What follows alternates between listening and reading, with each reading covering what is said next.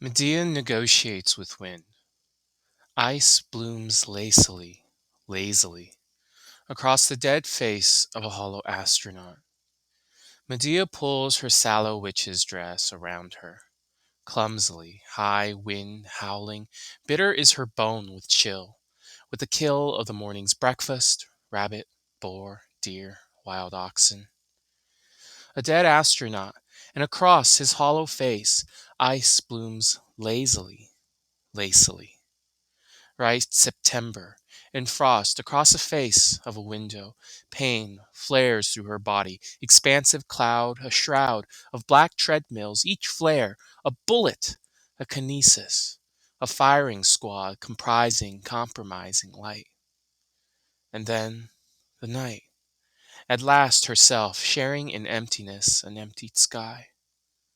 Across an astronaut's hollow face, ice blooms lazily. The wind writes out a name, but she has replaced those names with months, with the number of years between the suspended needle of numbers half fluid, half forgot. Two faces, childishly she runs from what fear effaces. In water, two faces in every drop. The action of unforgetting, the process of half remembering, with days spent days in her ear. She whispers Colchian lullabies, the habit of motherhood, none undone by blood. Oh, but hands shake. The years haunt with their open mouths. Such songs are sung more for herself, her serfs. Unwind wool, a loom pulls her eye on the red of the thread. And then, unfed, servants pour slop in the trough for two twin dragons, everyone thinks. She rode off into night sky to a palace, some jet black obsidian tower. No. Oh no. If she could remember how to stroke out the fine detailing of French velvet with a limb of charcoal, she'd count herself lucky.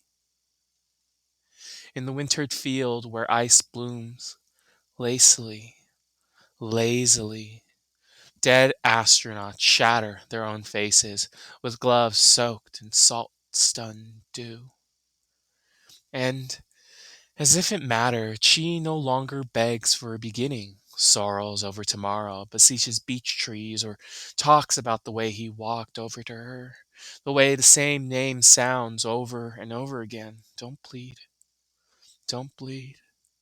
Ahead, in bed, red, thread red. Boys can eat a girl's heart as easily as plucking a cherry branch from the high head of the king's orchard. Royal blooms for a royal you, whatever. It is true. She was what she was. She was. In the field of dead astronauts, ice blooms and blooms and blooms. One day she talks against the wind, walking into the woods, a girl in a widow's dress, speaking in the Colchian dialect. Fuck you. Fuck you. She finds the field where he found his way in, old man in an astronaut suit. The wind there is sharp, its voice in a minor. Shovel in hand, she breaks September ice. She buries an old man she once knew and walks home alone and goes back to her room, holding herself in arms so cold they feel like somebody else.